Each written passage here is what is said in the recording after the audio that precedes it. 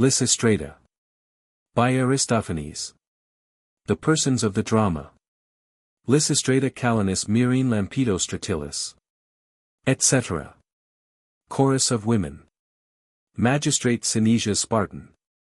Herald envoys Athenians Porter, market idlers, etc. Chorus of old men.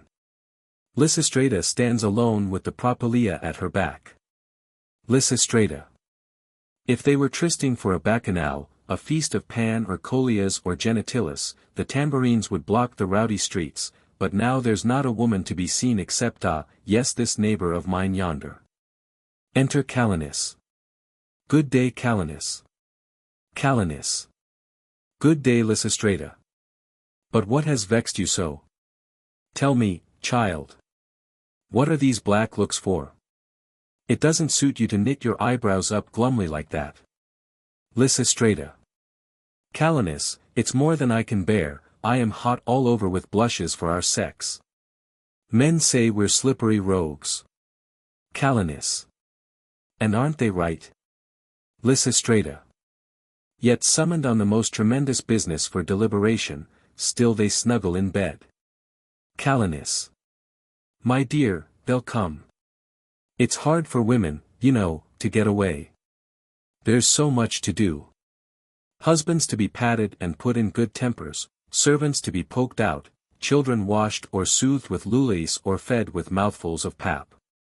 Lysistrata. But I tell you, here's a far more weighty object. Calenus. What is it all about, dear Lysistrata, that you've called the women hither in a troop? What kind of an object is it? Lysistrata. A tremendous thing. Calenus.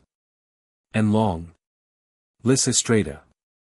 Indeed, it may be very lengthy. Calenus. Then why aren't they here? Lysistrata. No man's connected with it, if that was the case, they'd soon come fluttering along. No, no. It concerns an object I've felt over and turned this way and that for sleepless nights. Calenus. It must be fine to stand such long attention. Lysistrata. So fine it comes to this Greece saved by woman. Calenus. By woman? Wretched thing, I'm sorry for it. Lysistrata. Our country's fate is henceforth in our hands, to destroy the Peloponnesians root and branch. Calenus. What could be nobler? Lysistrata. Wipe out the Boeotians. Calenus. Not utterly. Have mercy on the eels. Footnote: the Boeotian eels were highly esteemed delicacies in Athens. Lysistrata. But with regard to Athens, note I'm careful not to say any of these nasty things, still, thought is free. But if the women join us from Peloponnesus and Boeotia, then hand in hand we'll rescue Greece. Calenus. How could we do such a big wise deed? We women who dwell quietly adorning ourselves in a back room with gowns of lucid gold and gaudy toilets of stately silk and dainty little slippers. Lysistrata. These are the very armaments of the rescue. These crocus gowns, this outlay of the best myrrh, slippers, cosmetics dusting beauty, and robes with rippling creases of light. Calenus. Yes, but how? Lysistrata. No man will lift a lance against another. Calenus. I'll run to have my tunic dyed crocus. Lysistrata. Or take a shield. Calenus. I'll get a stately gown. Lysistrata. Or unscabbard a sword. Calenus. Let me buy a pair of slipper. Lysistrata. Now, tell me, are the women right to lag? Calenus. They should have turned birds, they should have grown wings and flown. Lysistrata. My friend, you'll see that they are true Athenians, always too late. Why, there's not a woman from the shoreward demes arrived, not one from Salamis. Calenus. I know for certain they awoke at dawn, and got their husbands up if not their boat sails. Lysistrata. And I'd have staked my life the Acarnanian dames would be here first, yet they haven't come either. Calenus. Well, anyhow, there is Theagene's wife. We can expect she consulted Hecate. But look, here are some at last, and more behind them. See, where are they from? Calenus. From Anagyra they come. Lysistrata. Yes, they generally manage to come first. Enter Myrrhine. Myrrhine. Are we late, Lysistrata? What is that? Nothing to say. Lysistrata. I've not much to say for you, Myrrhine, dawdling on so vast an affair. Myrrhine. I couldn't find my girdle in the dark. But if the affair's so wonderful, tell us, what is it? Lysistrata. No, let us stay a little longer till the Peloponnesian girls and the girls of Boeotia are here to listen. Myrrhine. That's the best advice. Ah, there comes Lampedo. Enter Lampedo. Lysistrata. Welcome, Lampedo. Dear Spartan girl with a delightful face, washed with the rosy spring, how fresh you look in the easy stride of your sleek slenderness, why you could strangle a bull. Lampedo. I think I could. It's fray exercise and kicking high be hint. Footnote: the translator has put the speech of the Spartan characters in Scotch dialect, which is related to English about as was the Spartan dialect to the speech of Athens. The Spartans, in their character, anticipated the shrewd, canny, uncouth Scotch Highlander of modern times. Lysistrata. What lovely breasts to own. Lampedo. Ooh. Your fingers assess them, ye tickler, why, such tender chucks I feel as if I were an altar victim. Lysistrata. Who is this youngster? Lampedo. A Boeotian lady. Lysistrata. There never was much undergrowth in Boeotia, such a smooth place, and this girl takes after it. Calenus. Yes, I never saw a skin so primly kept. Lysistrata. This girl? Lampedo. A soncy open-looking jinker. She's a Corinthian. Lysistrata. Yes, isn't she very open, in some ways particularly. Lampedo. But who's garret this council, O women, to meet here? Lysistrata. I have. Lampedo. Propound then what you want, O us. Myrrhine. What is the amazing news you have to tell? Lysistrata. I'll tell you, but first answer one small question. Myrrhine. As you like. Lysistrata. Are you not sad your children's fathers go endlessly off soldiering afar in this plodding war? I am willing to wager there's not one here whose husband is at home. Calenus. Mine's been in Thrace, keeping an eye on Eucrates for 5 months past. Myrrhine. And mine left me for Pylus 7 months ago at least. Lampedo. And as for mine, no sooner has he slipped out frae the line he straps his shield and he's snicked off again. Lysistrata. And not the slightest glitter of a lover. And since the Milesians betrayed us, I've not seen the image of a single upright man to be a marble consolation to us. Now will you help me, if I find a means to stamp the war out? Myrrhine. By the 2 goddesses, yes. I will, though I've to pawn this very dress and drink the barter money the same day. Calenus. And I too, though I'm split up like a turbot and half is hacked off as the price of peace. Lampedo. And I too. Why, to get a peep at the shy thing I'd clamber up to the tip-top, O Theaegetus. Lysistrata. Then I'll expose my mighty mystery. O women, if we would compel the men to bow to peace, we must refrain. Myrrhine. From what? Oh, tell us. Lysistrata. Will you truly do it then? Myrrhine. We will, if we must die for it.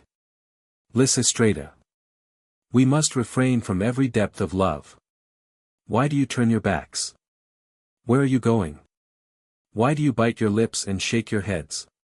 Why are your faces blanched? Why do you weep? Will you or won't you, or what do you mean? Myrrhine. No, I won't do it. Let the war proceed. Calenus. No, I won't do it. Let the war proceed. Lysistrata. You too, dear turbot, you that said just now you didn't mind being split right up in the least. Calenus. Anything else? Oh, bid me walk in fire, but do not rob us of that darling joy. What else is like it, dearest Lysistrata?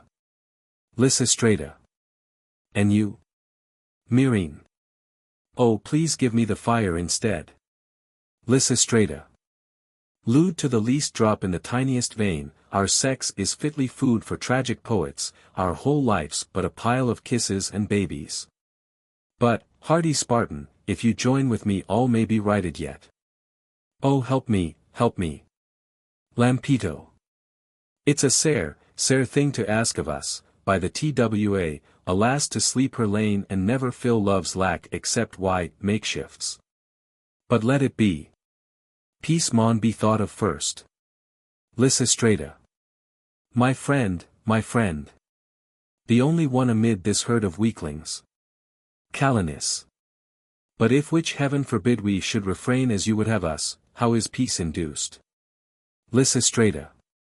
By the two goddesses, now can't you see all we have to do is idly sit indoors with smooth roses powdered on our cheeks, our bodies burning naked through the folds of shining amorgus silk. And meet the men with our dear Venus plaits plucked trim and neat. Their stirring love will rise up furiously, they'll beg our arms to open. That's our time. We'll disregard their knocking, beat them off and they will soon be rabid for a peace. I'm sure of it. Lampito. Just as Menelaus, they say, seeing the bosom of his naked Helen flang down the sword. Calenus. But we'll be tearful fools if our husbands take us at our word and leave us. Lysistrata. There's only left then, in Pherocrates' phrase, to flay a skinned dog flay more our flayed desires. Calenus. Bah, proverbs will never warm a celibate. But what avail will your scheme be if the men drag us for all our kicking on to the couch? Lysistrata. Cling to the doorposts. Calenus. But if they should force us? Lysistrata. Yield then, but with a sluggish, cold indifference. There is no joy to them in sullen mating. Besides we have other ways to madden them, they cannot stand up long, and they've no delight unless we fit their aim with merry succor. Calenus. Well if you must have it so, we'll all agree. Lampito. For us I ha no doubt. We can persuade our men to strike a fair and decent peace, but how will ye pitch out the battle frenzy, O, the Athenian populace? Lysistrata. I promise you will wither up that curse. Lampito. I don't believe it. Not while they own aim trireme ordant rigged, or those stacks, O, siller. Lysistrata. I've thought the whole thing out till there's no flaw. We shall surprise the Acropolis today, that is the duty set the older dames. While we sit here talking, they are to go and under pretence of sacrificing, seize it. Lampito. Certes, that's fine, all's working for the best. Lysistrata. Now quickly, Lampito, let us tie ourselves to this high purpose as tightly as the hemp of words can knot together. Lampito. Set out the terms in detail and we'll swear to them. Lysistrata. Of course. Well then where is our Scythianus? Why are you staring? First lay the shield, boss downward, on the floor and bring the victims inwards. Calenus. But, Lysistrata, what is this oath that we're to swear? Lysistrata. What oath? In Aeschylus they take a slaughtered sheep and swear upon a buckler. Why not we? Calenus. O Lysistrata, peace sworn on a buckler. Lysistrata. What oath would suit us then? Calenus. Something burden-bearing would be our best insignia. A white horse. Let's swear upon its entrails. Lysistrata. A horse indeed. Calenus. Then what will symbolize us? Lysistrata. This, as I tell you, first set a great dark bowl upon the ground and disembowel a skin of Thasian wine, then swear that will not add a drop of water. Lampeto, ah, what eighth could clink pleasanter than that? Lysistrata, bring me a bowl then and a skin of wine. Calenus, my dears, see what a splendid bowl it is, I'd not say no if asked to sip it off. Lysistrata, put down the bowl. Lay hands, all, on the victim. Ski queen who givest the last word in arguments, and thee, O bowl, dear comrade, we beseech, accept our oblation and be propitious to us. Calenus, what healthy blood, la, how it gushes out. Lampeto, and what a lissome fragrance through the air. Lysistrata, now, dears, if you will let me, I'll speak first. Calenus, only if you draw the lot, by Aphrodite. Lysistrata, so, grasp the brim, you, Lampeto, and all. You, Calenus, repeat for the rest each word I say. Then you must all take oath and pledge your arms to the same stern conditions. Lysistrata, to husband or lover I'll not open arms. Calenus. To husband or lover I'll not open arms. Lysistrata. Though love and denial may enlarge his charms. Calenus. Though love and denial may enlarge his charms. Oh, oh, my knees are failing me, Lysistrata. Lysistrata. But still at home, ignoring him, I'll stay. Calenus. But still at home, ignoring him, I'll stay. Lysistrata. Beautiful, clad in saffron silks all day. Calenus. Beautiful, clad in saffron silks all day. Lysistrata. If then he seizes me by dint of force. Calenus. If then he seizes me by dint of force. Lysistrata. I'll give him reason for a long remorse. Calenus. I'll give him reason for a long remorse. Lysistrata. I'll never lie and stare up at the ceiling. Calenus. I'll never lie and stare up at the ceiling. Lysistrata. Nor like a lion on all fours go kneeling. Calenus. Nor like a lion on all fours go kneeling. Lysistrata. If I keep faith, then bounteous cups be mine. Calenus. If I keep faith, then bounteous cups be mine. Lysistrata. If not, to nauseous water change this wine. Calenus. If not, to nauseous water change this wine. Lysistrata. Do you all swear to this? Myrrhine. We do, we do. Lysistrata. Then I shall immolate the victim thus.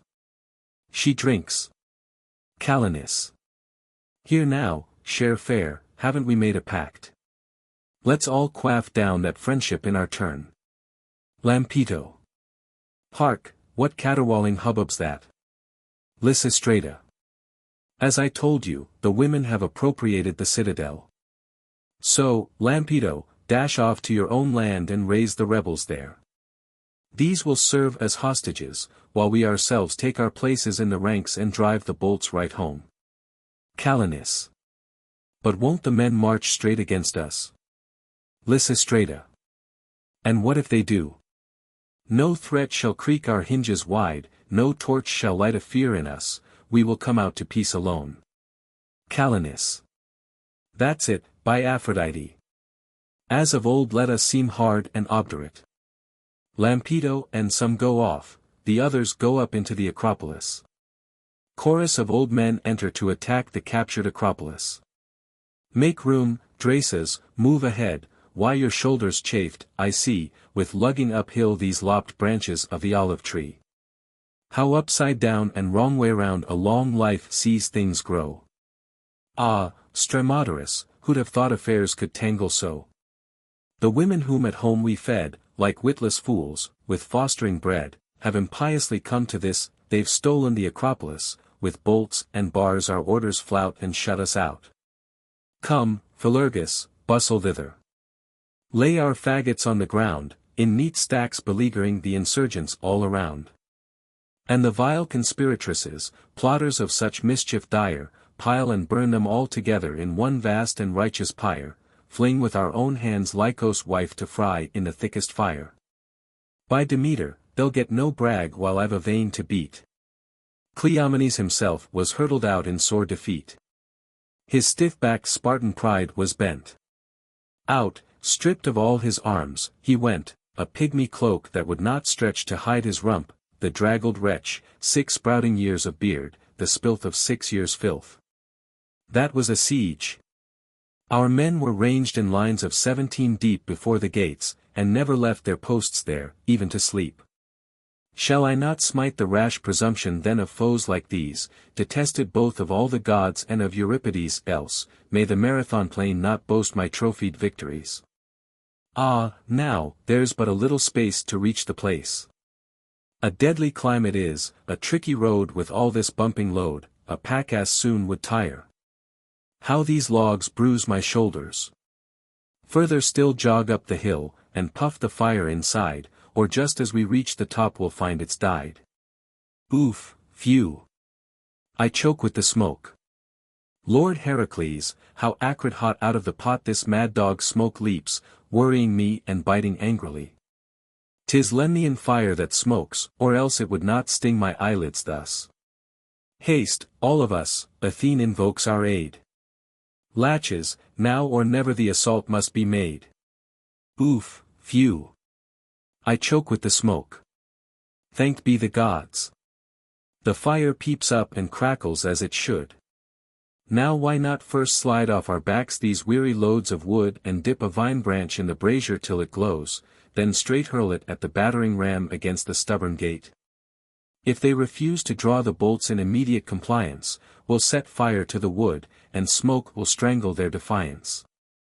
Phew, what a spluttering drench of smoke! Come, now from off my back. Is there no Samos general to help me to unpack? Ah there, that's over. For the last time now it's galled my shoulder.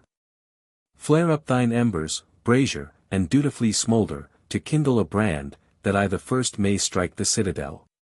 Aid me, Lady Victory, that a triumph trophy may tell how we did anciently this insane audacity quell. Chorus of women. What's that rising yonder? That ruddy glare, that smoky scurry? Oh, is it something in a blaze? Quick, quick, my comrades, hurry. Nicodice, helter-skelter. Or poor Calus in flames and Cratilla's stifled in the welter. Oh, these dreadful old men and their dark laws of hate. There, I'm all of a tremble lest I turn out to be too late. I could scarcely get near to the spring though I rose before dawn, what with tattling of tongues and rattling of pitchers in one jostling din with slaves pushing in.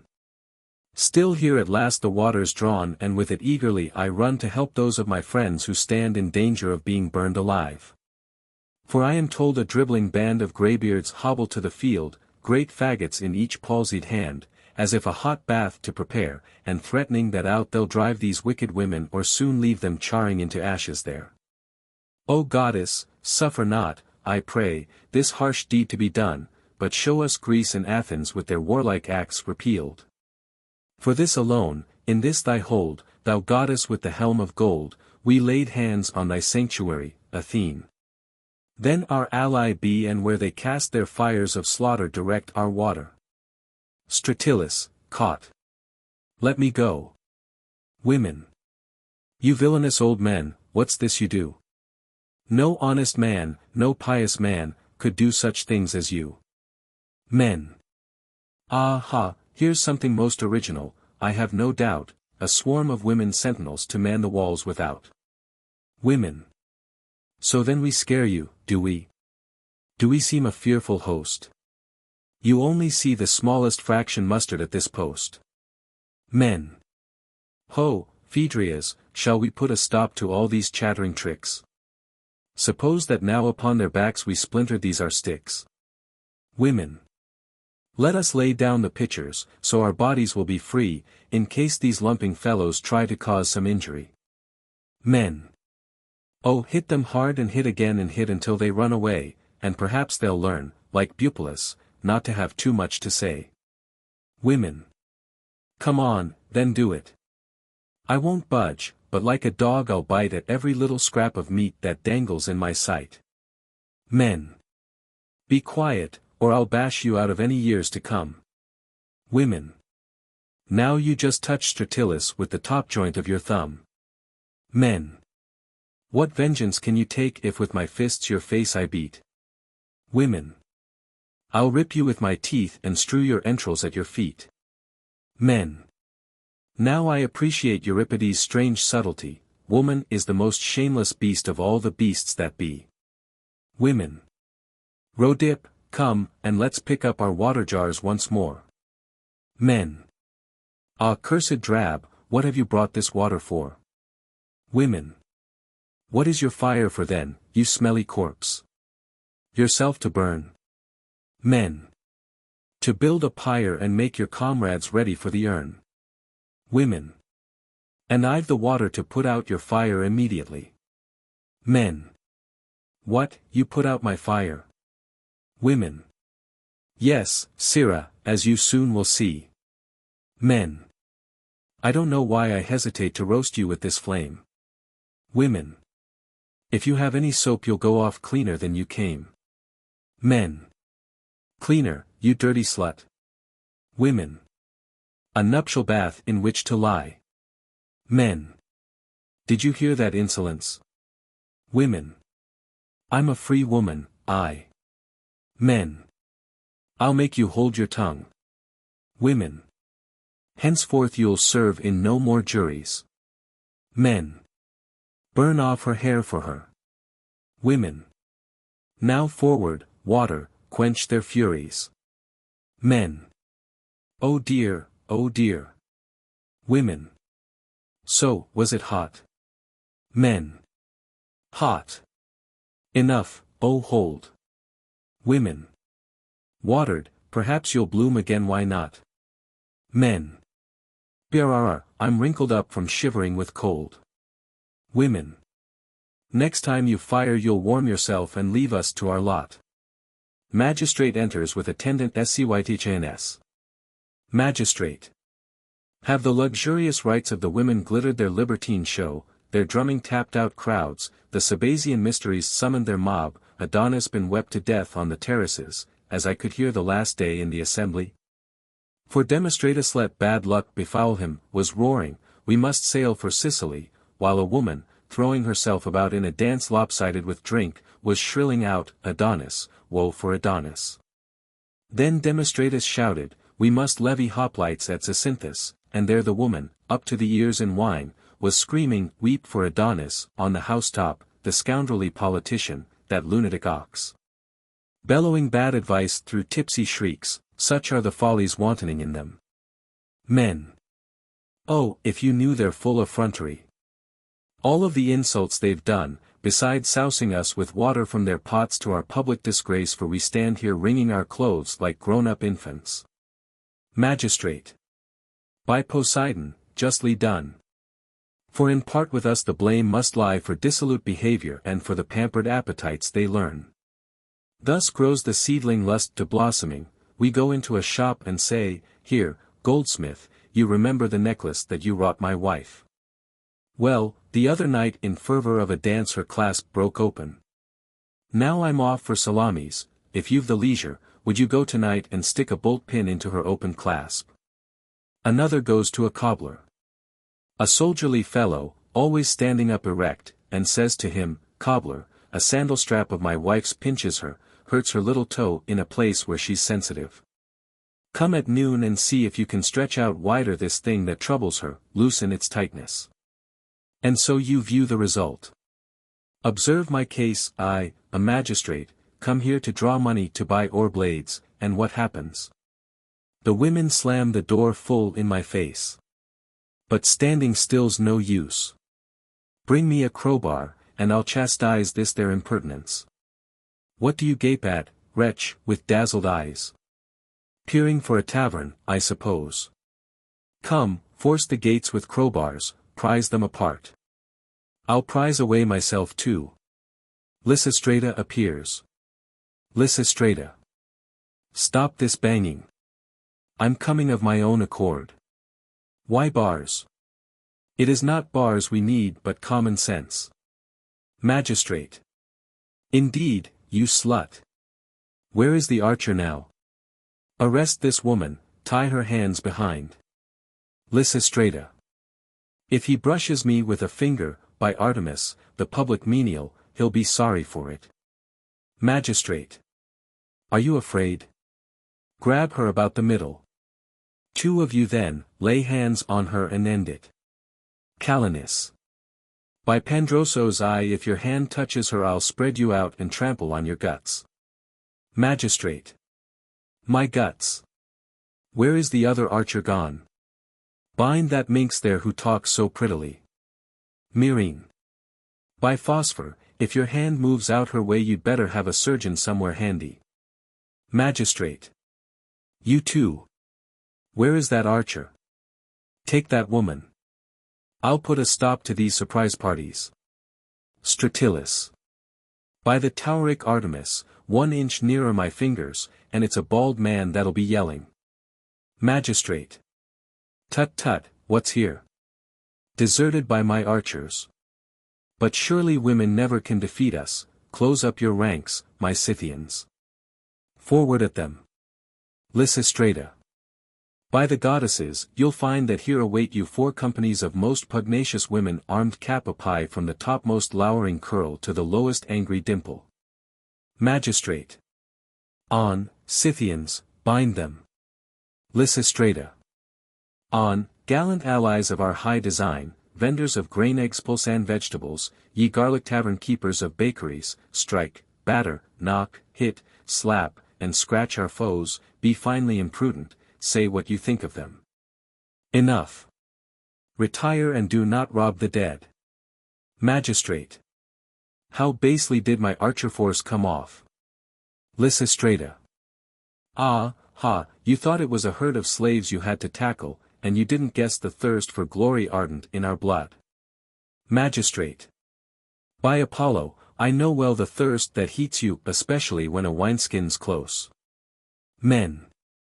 You waste your breath, dear magistrate, I fear, in answering back. What's the good of argument with such a rampageous pack? Remember how they washed us down, these very clothes I wore, with water that looked nasty and that smelt so even more. Women. What else to do, since you advanced too dangerously nigh? If you should do the same again, I'll punch you in the eye. Though I'm a stay-at-home and most a quiet life enjoy, polite to all and every, for I'm naturally coy, still if you wake a wasp's nest then of wasps you must beware. Men. How may this ferocity be tamed? It grows too great to bear. Let us question them and find if they'll perchance declare the reason why they strangely dare to seize on Creneo's citadel, this airy inaccessible, this shrine above the precipice, the Acropolis. Probe them and find what they mean with this idle talk, listen, but watch they don't try to deceive. You'd be neglecting your duty most certainly if now this mystery unplumbed you leave. Magistrate. Women there. Tell what I ask you, directly. Come, without rambling, I wish you to state what's your rebellious intention in barring up thus on our noses our own temple gate. Lysistrata. To take first the treasury out of your management, and so stop the war through the absence of gold. Magistrate. Is gold then the cause of the war? Lysistrata. Yes, gold caused it and miseries more, too many to be told. 'Twas for money, and money alone, that Pisander with all of the army of mob agitators raised up revolutions. But, as for the future, it won't be worth while to set up to be traitors. Not an obol they'll get as their loot, not an obol. While we have the treasure chest in our command. Magistrate. What then is that you propose? Lysistrata. Just this merely to take the exchequer henceforth in hand. Magistrate. The exchequer. Lysistrata. Yes, why not? Of our capabilities you have had various clear evidences.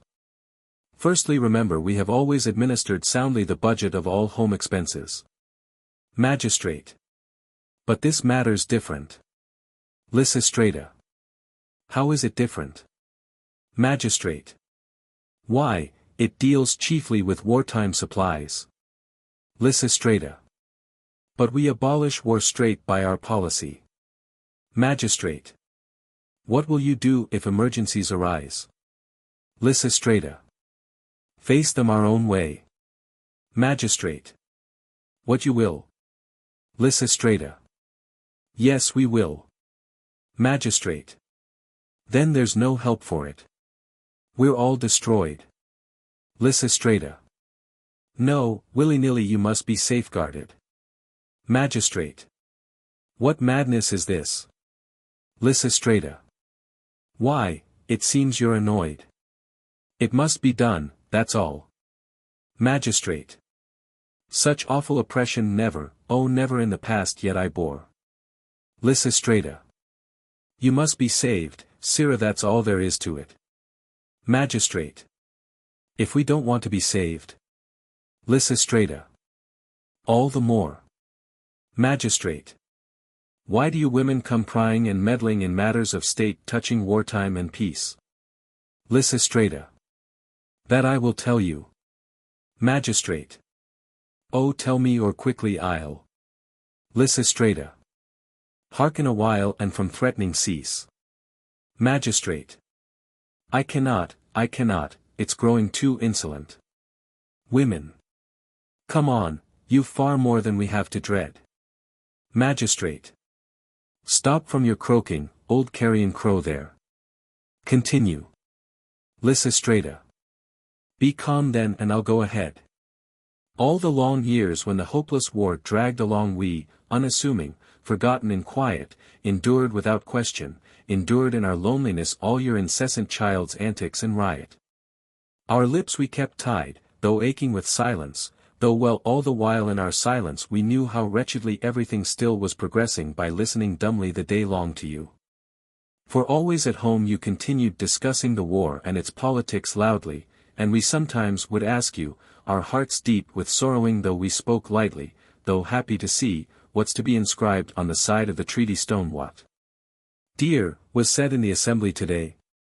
Mind your own business, he'd answer me growlingly, hold your tongue, woman, or else go away. And so I would hold it. Women. I'd not be silent for any man living on earth, no, not I. Magistrate. Not for a staff. Lysistrata.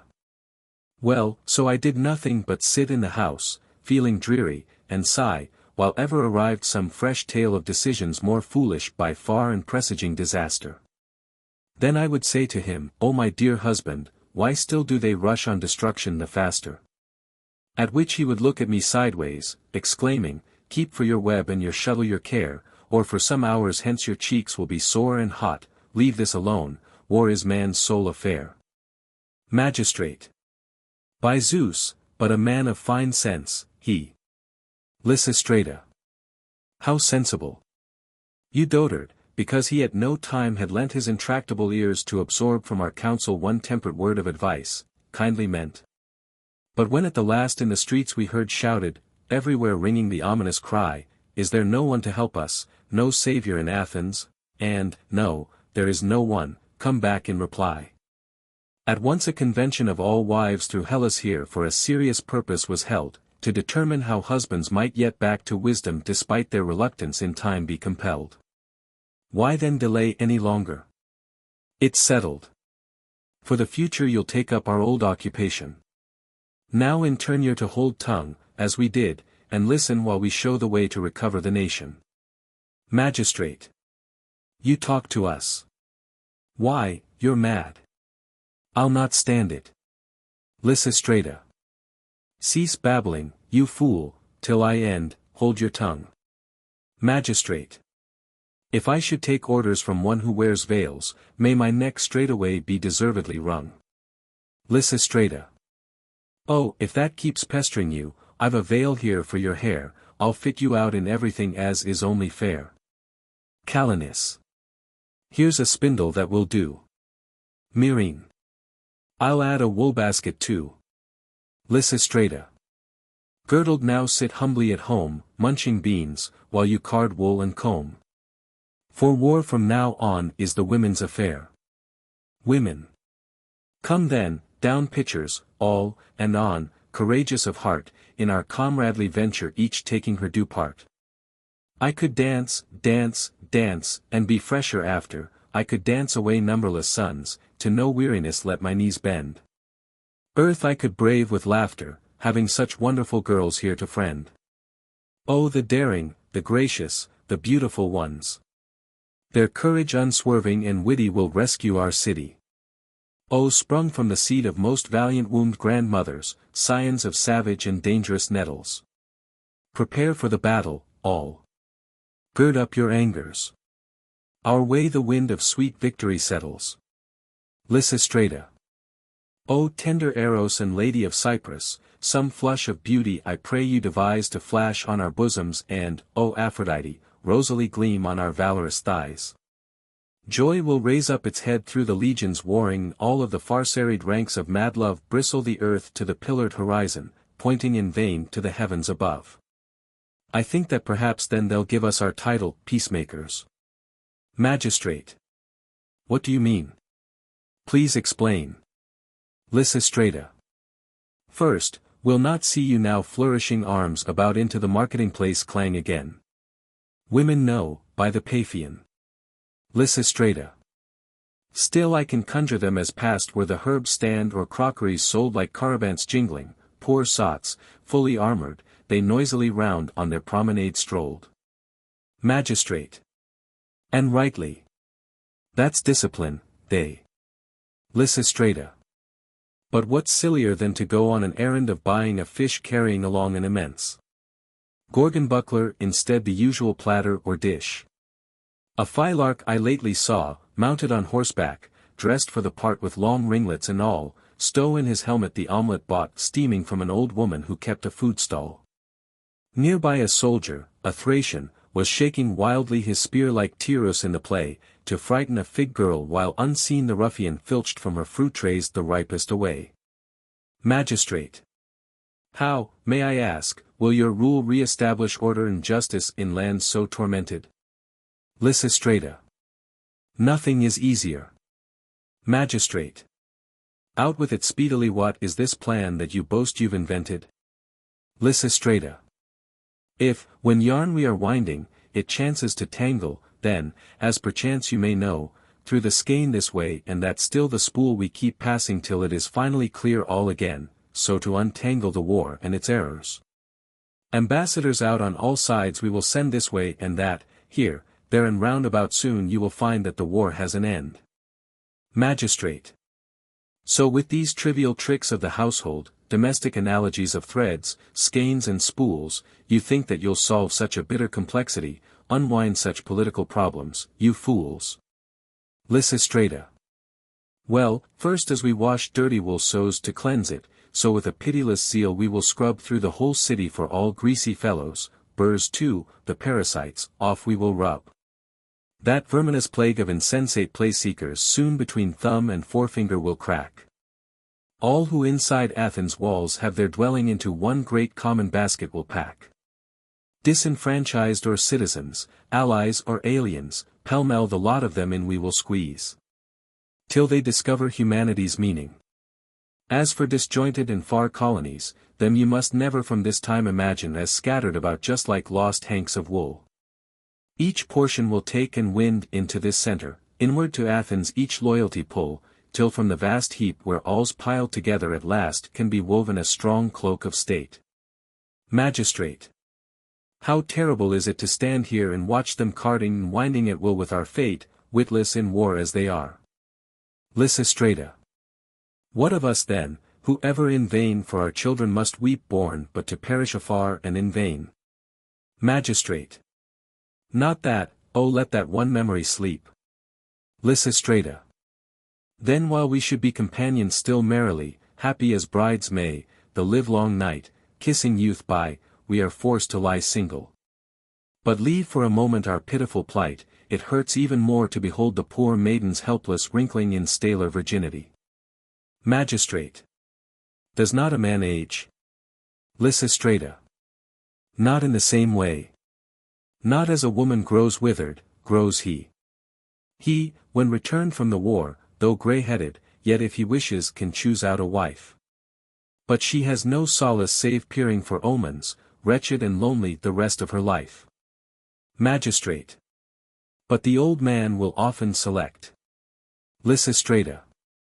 Oh, why not finish and die?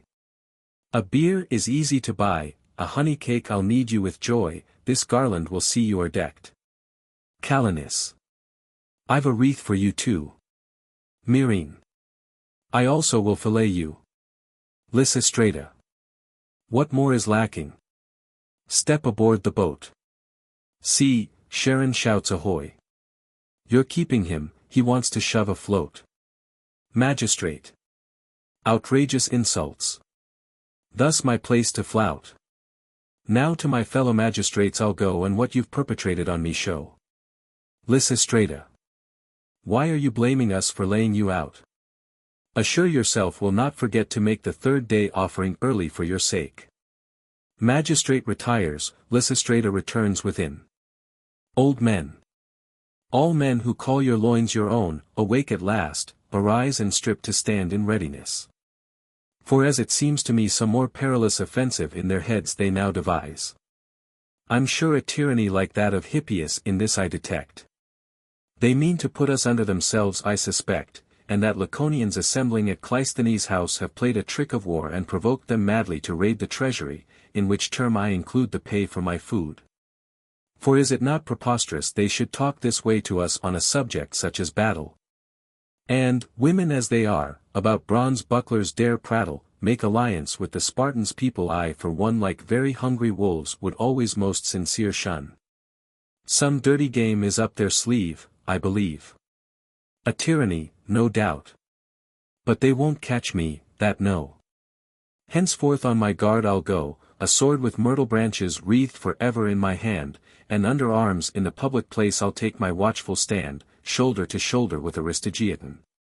Now my staff I'll draw and start at once by knocking that shocking hag upon the jaw. Women. Your own mother will not know you when you get back to the town. But first, my friends and allies, let us lay these garments down, and all ye fellow citizens, hark to me while I tell what will aid Athens well. Just as is right, for I have been a sharer in all the lavish splendor of the proud city. I bore the holy vessels at 7, then I pounded barley at the age of 10, and clad in yellow robes, soon after this, I was little bear to Baronian Artemis.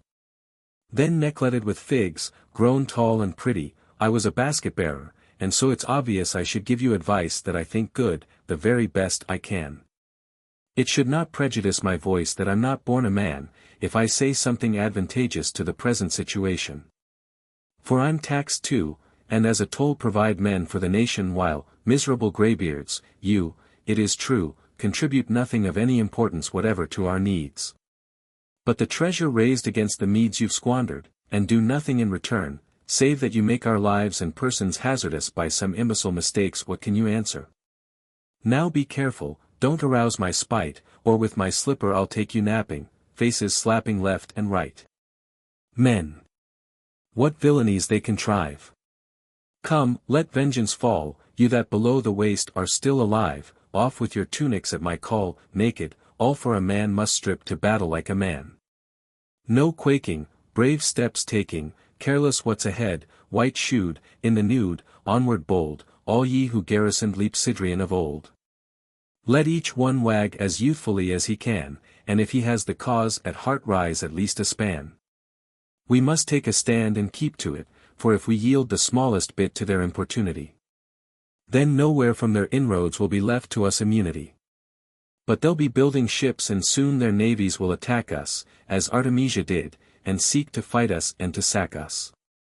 And if they mount, the knights they'll rob of a job, for everyone knows how talented they all are in the saddle, having long practiced how to straddle, no matter how they're jogged they're up and down, they're never thrown. Then think of Myron's painting, and each horse-backed Amazon in combat hand-to-hand with men. Come, on these women fall, and in pierced wood collars let's stick quick the necks of one and all. Women. Don't cross me or I'll loose the beast that's kennelled here. And soon you will be howling for a truce, howling out with fear.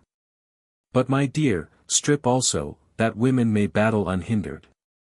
But you'll be too sore to eat garlic more, or one black bean, I really mean, so grates my spleen, to kick you black and blue with these my dangerous legs.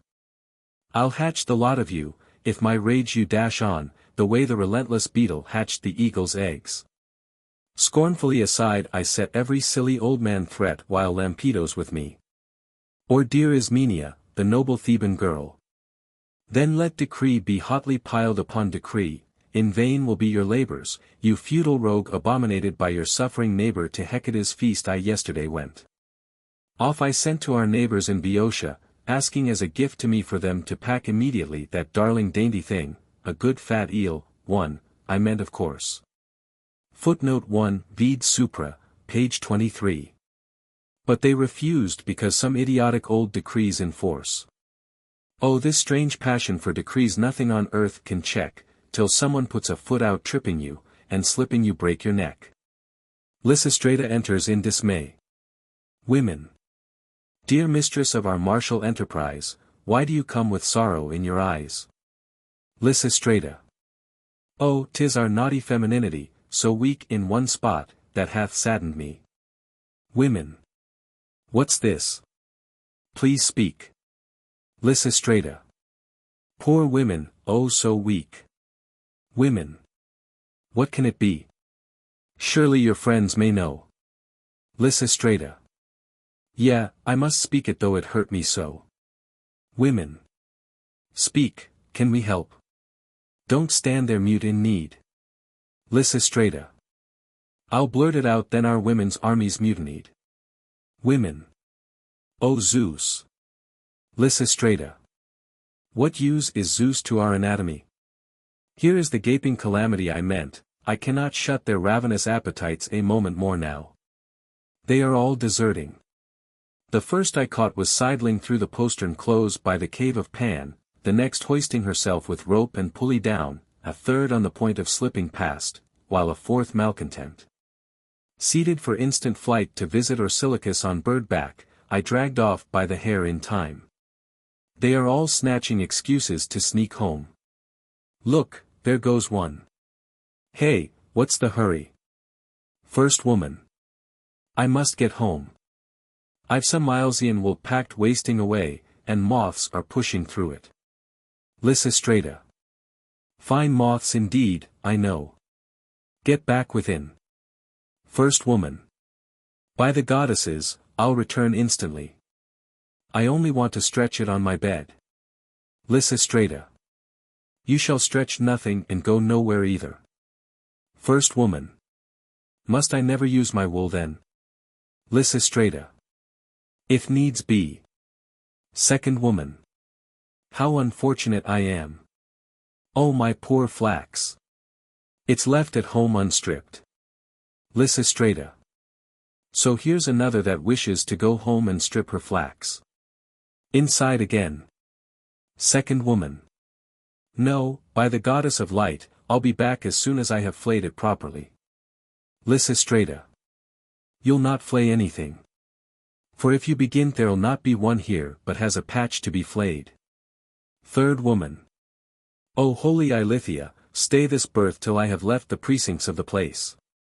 Lysistrata. What nonsense is this? Third woman. I'll drop it any minute. Lysistrata. Yesterday you weren't with child. Third woman. But I am today. Oh, let me find a midwife, Lysistrata. Oh, quickly. Lysistrata. Now what story is this you tell? What is this hard lump here? Third woman. It's a male child. Lysistrata. By Aphrodite, it isn't.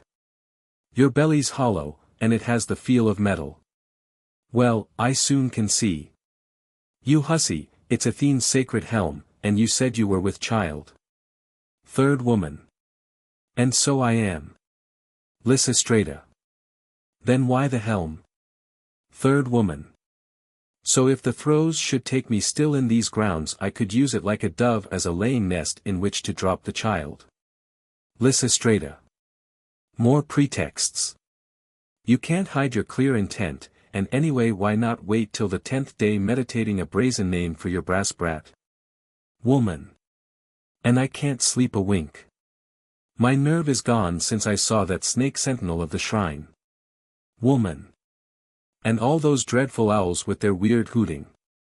Though I'm wearied out, I can't close an eye. Lysistrata. You wicked women, cease from juggling lies. You want your men. But what of them as well? They toss as sleepless in the lonely night, I'm sure of it. Hold out a while, hold out, but persevere a teeny-weeny longer. An oracle has promised victory if we don't wrangle. Would you hear the words? Women. Yes, yes, what is it? Lysistrata. Silence then, you chatterboxes. Here, when as the swallows flocking in one place from the hoop deny themselves love's gambols any more, all woes shall then have ending and great Zeus the thunderer shall put above what was below before. Women. Will the men then always be kept under us? Lysistrata. But if the swallows squabble among themselves and fly away out of the temple, refusing to agree, then the most wanton birds in all the world they shall be named forever. That's his decree. Woman. It's obvious what it means. Lysistrata. Now by all the gods we must let no agony deter from duty, back to your quarters. For we are base indeed, my friends, if we betray the oracle. She goes out. Old men. I'd like to remind you of a fable they used to employ, when I was a little boy, how once through fear of the marriage bed a young man, Melanion by name, to the wilderness ran, and there on the hills he dwelt. For hares he wove a net which with his dog he set, most likely he's there yet. For he never came back home, so great was the fear he felt. I loathe the sex as much as he, and therefore I no less shall be as chaste as was Melanion. Man. Granam, do you much mind men? Woman. Onions you won't need, to cry. Man. From my foot you shan't escape. Woman. What thick forests ISB. Men. So much Myronides' fierce beard and thundering black back were feared, that the foe fled when they were shown, brave he as Phormion. Women. Well, I'll relate a rival fable just to show to you a different point of view. There was a rough-hewn fellow, Timon, with a face that glowered as through a thorn bush in a wild, bleak place. He too decided on flight, this very Fury's son, all the world's ways to shun and hide from everyone, spitting out curses on all knavish men to left and right. But though he reared this hate for men, he loved the women even then, and never thought them enemies. Woman. Oh, your jaw I'd like to break. Man. That I fear do you suppose? Woman. Learn what kicks my legs can make. Man. Raise them up, and you'll expose. Woman. Nay, you'll see there, I engage, all is well kept despite my age, and tended smooth enough to slip from any adversary's grip. Lysistrata appears. Lysistrata. Hollow there, hasten hither to me, skip fast along. Woman. What is this? Why the noise? Lysistrata. A man, a man. I spy a frenzied man. He carries love upon him like a staff. O Lady of Cyprus, and Cythera, and Paphos, I beseech you, keep our minds and hands to the oath. Woman. Where is he, whoever he is? Lysistrata. By the temple of Chloe. Woman. Yes, now I see him, but who can he be? Lysistrata.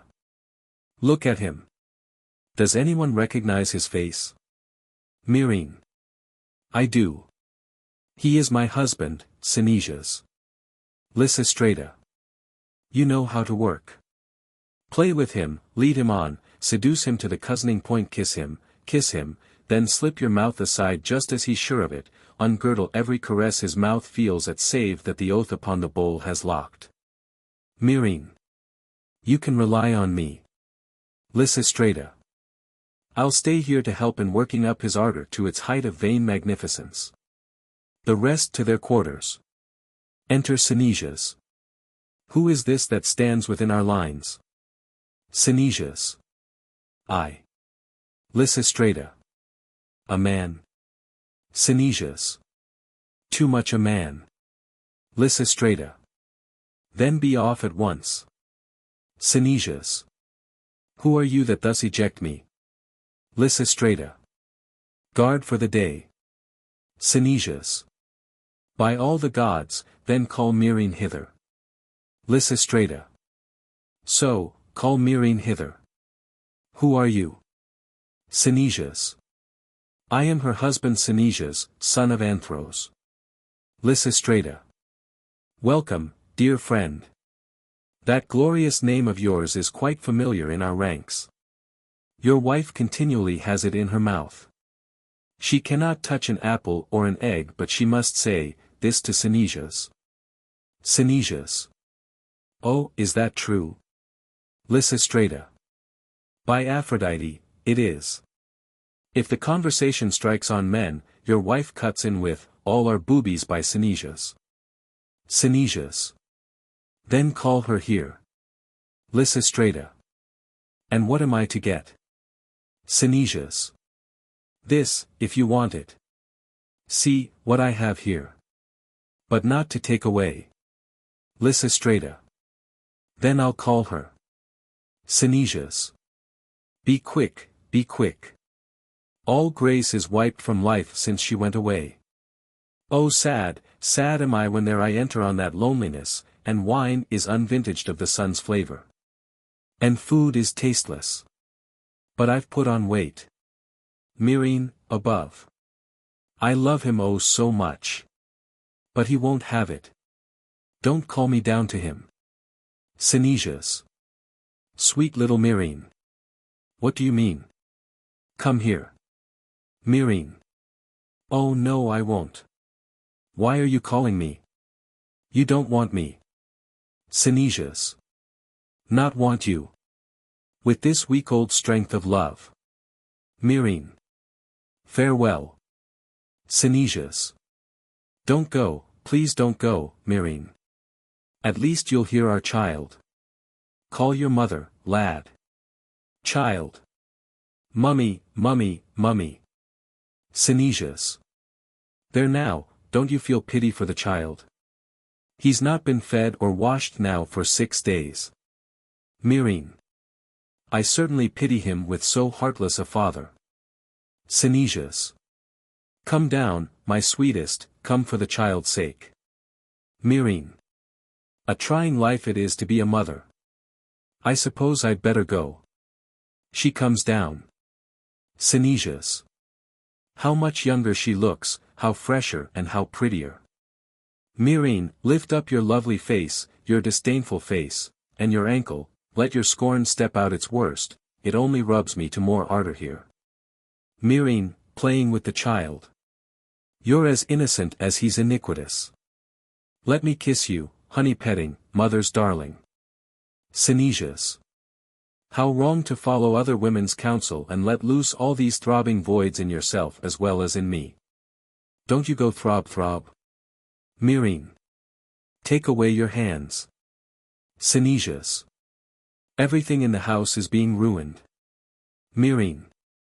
I don't care at all. Synesius. The roosters are picking all your web to rags. Do you mind that? Myrrhine. Not I. Synesius. What time we've wasted we might have drenched with Paphian laughter, flung on Aphrodite's mysteries. Oh come here. Myrrhine. Not till a treaty finishes the war. Synesius. If you must have it, then we'll get it done. Myrrhine. Do it and I'll come home. Till then I am bound. Synesius. Well, can't your oath perhaps be got around? Myrrhine. No, no, still I'll not say that I don't love you. Synesius. You love me. Then dear girl, let me also love you. Myrrhine. You must be joking. The boy's looking on. Synesius. Here, Manes, take the child home. There, he's gone. There's nothing in the way now. Come to the point. Myrrhine. Here in the open. In plain sight. Synesius. In Pan's cave. A splendid place. Myrrhine. Where shall I dress my hair again before returning to the citadel? Synesius. You can easily primp yourself in the clepsydra. Myrrhine. But how can I break my oath? Synesius. Leave that to me, I'll take all risk. Myrrhine. Well, I'll make you comfortable. Synesius. Don't worry. I'd as soon lie on the grass. Myrrhine. No, by Apollo, in spite of all your faults I won't have you lying on the nasty earth. From here Myrrhine keeps on going off to fetch things. Synesius. Ah, how she loves me. Myrrhine. Rest there on the bench, while I arrange my clothes. Oh, what a nuisance, I must find some cushions first. Synesius. Why some cushions? Please don't get them. Myrrhine. What? The plain, hard wood. Never, by Artemis. That would be too vulgar. Synesius. Open your arms. Myrrhine. No. Wait a second. Synesius. Oh. Then hurry back again. Myrrhine. Here the cushions are. Lie down while I oh dear. But what a shame, you need more pillows. Synesius. I don't want them, dear. Myrrhine. But I do. Synesius. Thwarted affection mine, they treat you just like Heracles at a feast with cheats of dainties, oh disappointing arms. Myrrhine. Raise up your head. Synesius. There, that's everything at last. Myrrhine. Yes, all. Synesius. Then run to my arms, you golden girl. Myrrhine. I'm loosening my girdle now. But you've not forgotten. You're not deceiving me about the treaty. Synesius. No, by my life, I'm not. Myrrhine. Why, you've no blanket. Synesius. It's not the silly blanket's warmth but yours I want. Myrrhine. Never mind. You'll soon have both. I'll come straight back. Synesius. The woman will choke me with her coverlets. Myrrhine. Get up a moment. Synesius. I'm up high enough. Myrrhine. Would you like me to perfume you? Synesius. By Apollo, no. Myrrhine. By Aphrodite, I'll do it anyway. Synesius. Lord Zeus, may she soon use up all the myrrh. Myrrhine. Stretch out your hand. Take it and rub it in. Synesius. It's not as fragrant as might be, that is, not before it's smeared. It doesn't smell of kisses. Myrrhine. How silly I am, I've brought you Rhodian scents. Synesius. It's good enough, leave it, love. Myrrhine. You must be jesting. Synesius.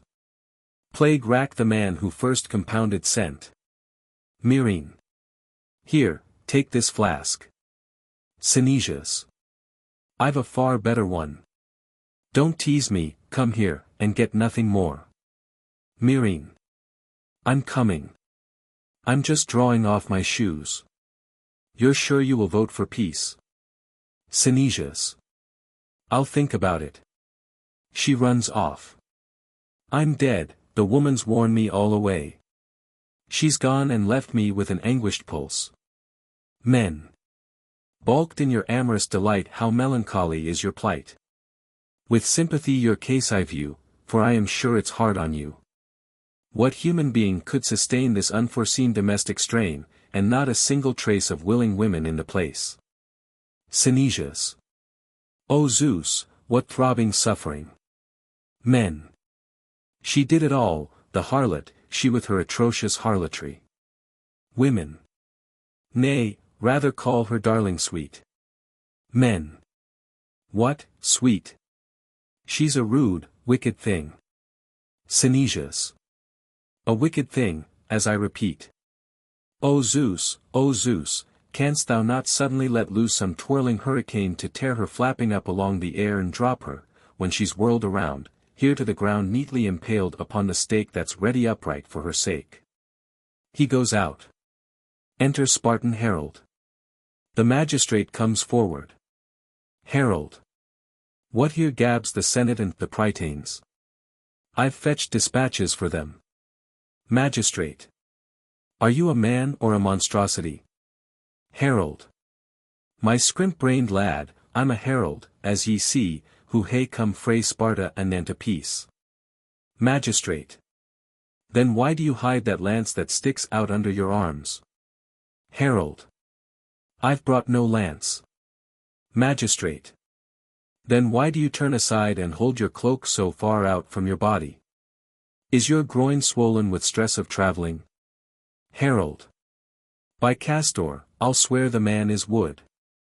Magistrate. Indeed, your cloak is wide, my rascal fellow. Herald. But I tell ye no. Enow, O, fleering. Magistrate. Well, what is it then? Herald. It's my dispatch cane. Magistrate. Of course a Spartan cane. But speak right out. I know all this too well. Are new privations springing up in Sparta? Herald. Och, hard as could be, in lofty lusty columns our allies stand united. We maun get Pellini. Magistrate. Whence has this evil come? Is it from Pan? Herald. No. Lampedo first ran asclant, then the other sprinted after her example, and blocked, the Hysies, their whams unscathed against our every fleech. Magistrate. What did you do? Herald. We are broken, and bent double, limp like men carrying lanterns in great winds about the city. They winna let us even why, lightest neef skim their primsy pretties till we've concluded peace terms why, Hellas. Magistrate. So the conspiracy is universal, this proves it. Then return to Sparta. Bid them send envoys with full powers to treat of peace, and I will urge the Senate here to choose plenipotentiary ambassadors, as argument adducing this connection. Herald. I'm off. Your wisdom none could controvert. They retire. Men. There is no beast, no rush of fire, like woman so untamed. She calmly goes her way where even panthers would be shamed. Women. And yet you are fool enough, it seems, to dare to war with me, when for your faithful ally you might win me easily. Men. Never could the hate I feel for womankind grow less. Women. Then have your will. But I'll take pity on your nakedness. For I can see just how ridiculous you look, and so will help you with your tunic if close up I now may go. Men. Well, that, by Zeus, is no scoundrel deed, I frankly will admit. I only took them off myself in a scoundrel raging fit. Women. Now you look sensible, and that your men no one could doubt. If you were but good friends again, I'd take the insect out that hurts your eye. Men. Is that what's wrong? That nasty bitey thing. Please squeeze it out, and show me what it is that makes this sting. It's been paining me a long while now. Women. Well, I'll agree to that, although you're most unmannerly. Oh, what a giant gnat. Here, look. It comes from marshy trichorisis, I can tell. Men. Oh, thank you. It was digging out a veritable well. Now that it's gone, I can't hold back my tears. See how they fall. Women. I'll wipe them off, bad as you are, and kiss you after all. Men. I won't be kissed. Women. Oh yes, you will. Your wishes do not matter. Men. Oh botheration take you all. How you cajole and flatter. A hell it is to live with you, to live without, a hell, how truly was that said. But come, these enmities let's quell. You stop from giving orders and I'll stop from doing wrong. So let's join ranks and seal our bargain with a choric song. Chorus. Athenians, it's not our intention to sow political dissension by giving any scandal mention, but on the contrary to promote good feeling in the state by word and deed. We've had enough calamities of late. So let a man or woman but divulge they need a trifle, say, 2 minas, 3 or 4, I've purses here that bulge. There's only one condition made, indulge my women this I pray, when peace is signed once more, on no account am I to be repaid. And I'm making preparation for a gay select collation with some youths of reputation. I've managed to produce some soup and they're slaughtering for me a sucking pig, its flesh should taste as tender as could be. I shall expect you at my house today. To the baths make an early visit, and bring your children along, don't dawdle on the way. Ask no one, enter as if the place was all your own, yours henceforth is it. If nothing chances wrong, the door will then be shut bang in your face. The Spartan ambassadors approach. Chorus. Here come the Spartan envoys with long, worried beards. Hail, Spartans, how do you fare? Did anything new arise? Spartans. No need for a clutter, oh words. D'ye see our condition? Chorus. The situation swells to greater tension. Something will explode soon. Spartans. It's awful truly. But come, let us why, the best speed we may scribble a peace. Chorus. I notice that our men like wrestlers poised for contest, hold their clothes out from their bellies. An athlete's malady. Since exercise alone can bring relief. Athenians. Can anyone tell us where Lysistrata is? There is no need to describe our men's condition, it shows up plainly enough. Chorus. It's the same disease. Do you feel a jerking throbbing in the morning? Athenians. By Zeus, yes. In these straits, I'm racked all through. Unless peace is soon declared, we shall be driven in the void of women to try Cleisthenes. Chorus. Be wise and cover those things with your tunics. Who knows what kind of person may perceive you? Athenians. By Zeus, you're right. Spartans. By the TWA goddesses, indeed ye are. Let's put our tunics on. Athenians. Hail, O my fellow sufferers, hail Spartans. Spartans. O hinny darling, what a wayfoot thing. If they had seen us, why, our lunging waddies. Athenians. Tell us then, Spartans, what has brought you here? Spartans. We come to treat, oh, peace. Athenians. Well spoken there. And we the same. Let us call out Lysistrata, since she alone can settle the peace terms. Spartans. Call out Lysistratus too if ye don't mind. Chorus. No indeed. She hears your voices and she comes. Enter Lysistrata. Hail, wonder of all women. Now you must be in turn hard, shifting, clear, deceitful, noble, crafty, sweet, and stern. The foremost men of Hellas, smitten by your fascination, have brought their tangled quarrels here for your sole arbitration. Lysistrata. An easy task if the love's raging homesickness doesn't start trying out how well each other will serve instead of us. But I'll know at once if they do. Oh, where's that girl, reconciliation? Bring first before me the Spartan delegates, and see you lift no rude or violent hands, none of the churlish ways our husbands used. But lead them courteously, as women should. And if they grudge fingers, guide them by other methods, and introduce them with ready tact. The Athenians draw by whatever offers you a grip. Now, Spartans, stay here facing me. Hear you, Athenians. Both hearken to my words. I am a woman, but I'm not a fool. And what of natural intelligence I own has been filled out with the remembered precepts my father and the city elders taught me. First I reproach you both sides equally that when at Pylae and Olympia, at Pytho and the many other shrines that I could name, you sprinkle from one cup the altars common to all Hellenes, yet you rack Hellenic cities. Bloody Hellas with deaths of her own sons, while yonder clangs the gathering menace of barbarians. Athenians. We cannot hold it in much longer now. Lysistrata. Now unto you, O Spartans, do I speak.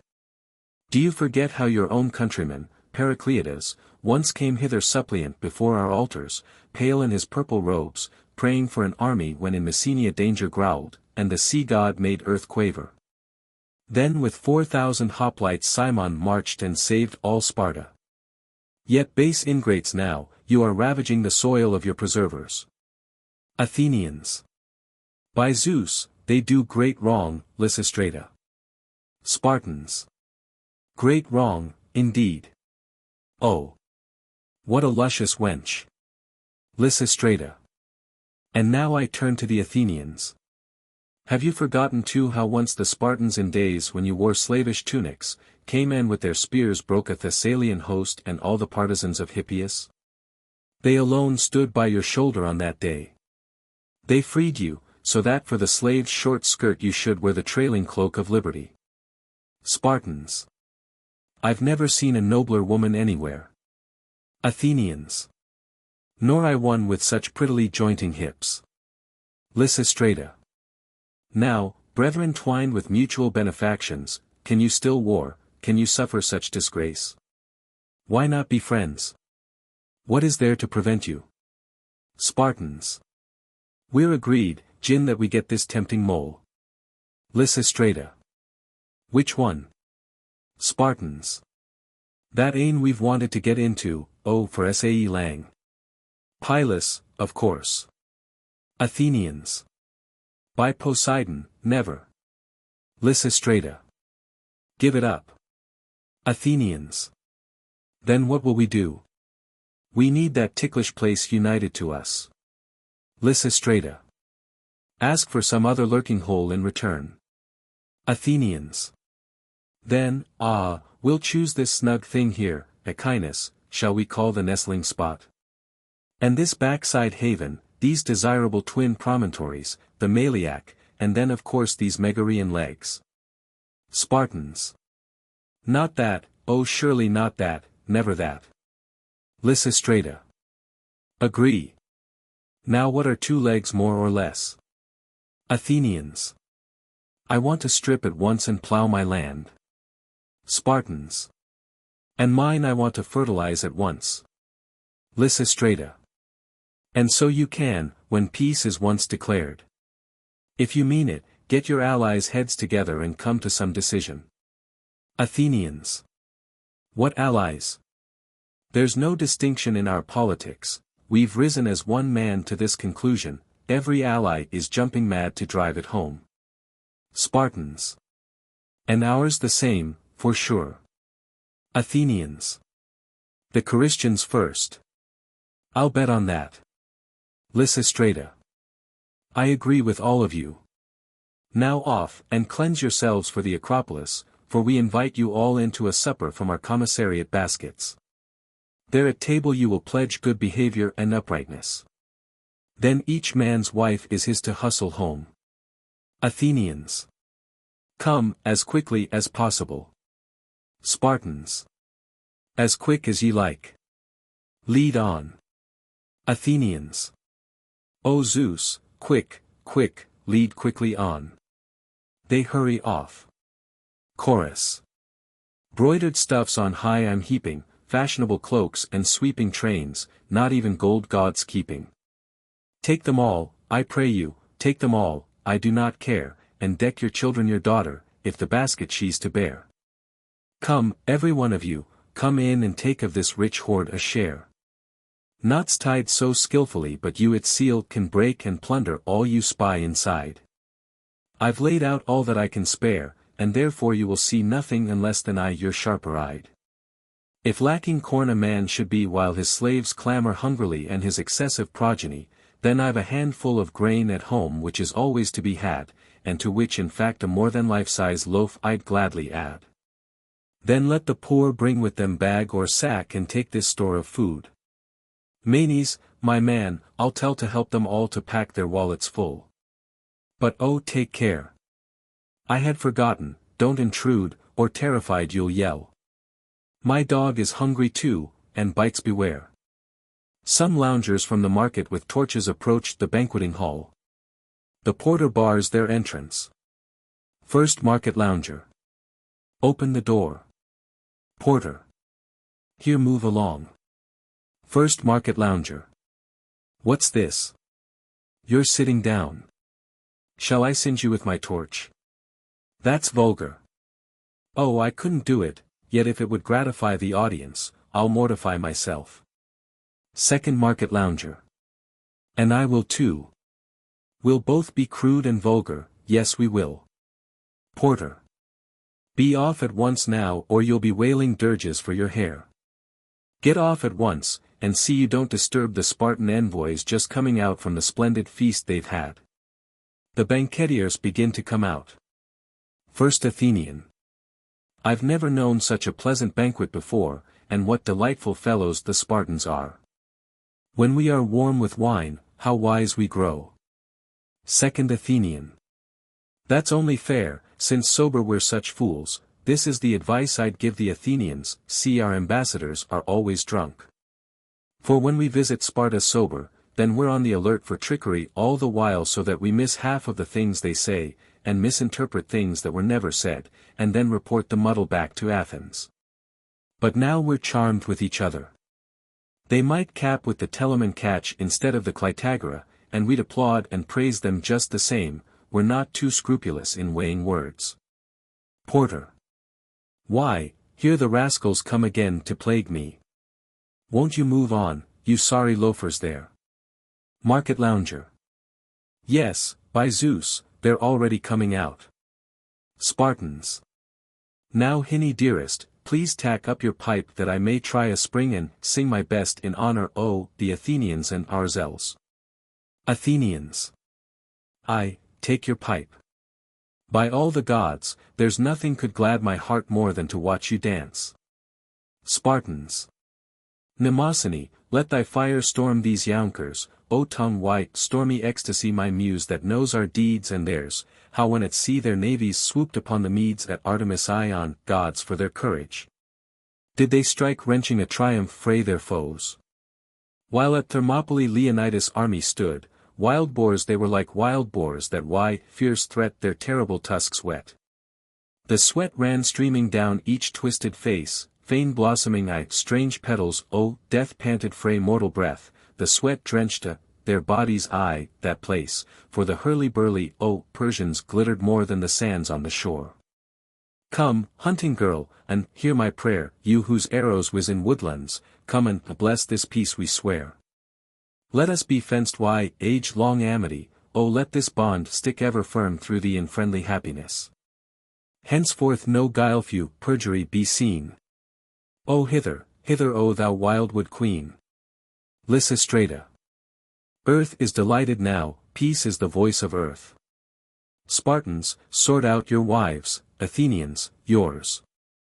Let each catch hands with his wife and dance his joy, dance out his thanks, be grateful in music, and promise reformation with his heels. Athenians. O dancers, forward. Lead out the graces, call Artemis out. Then her brother, the dancer of skies, that gracious Apollo. Invoke with a shout Dionysus out of whose eyes breaks fire on the Maenads that follow. And Zeus with his flares of quick lightning, and call, happy Hera, queen of all, and all the daimons summon hither to be witnesses of our revelry and of the noble peace we have made, Aphrodite our aid. Io Paion, Io, cry, for victory, leap. Attained by me, leap. Eui Eui Euai Euai. Spartans. Piper, give us the music for a new sang. Spartans. Leaving again lovely lofty Taygetus hither O Spartan muse, hither to greet us, and our choric voice to raise to Amyclean Apollo praise, and Tyndareus gallant sons whose days along Eurotas banks merrily pass, and Athene O the house O brass. Now the dance begin, dance, making swirl your fringe O woolly skin, while we join voices to him dear Sparta that rejoices a beautiful sang, and loves to see dancers tangled beautifully. For the girls tumbled ranks along Eurotas banks like wanton fillies thrang, frolicking there. And like bacchantes shaking the wild air to comb a giddy laughter through the hair. Bacchantes that clench thyrsi as they sweep to the ecstatic leap. And, Helen, child o Leda, come thou holy, nimble, graceful, queen, lead thou the dance, gather thy joyous tresses up by bands and play like a fawn. To madden them, clap thy hands, and sing praise to the warrior goddess templed our lands, her the house brass.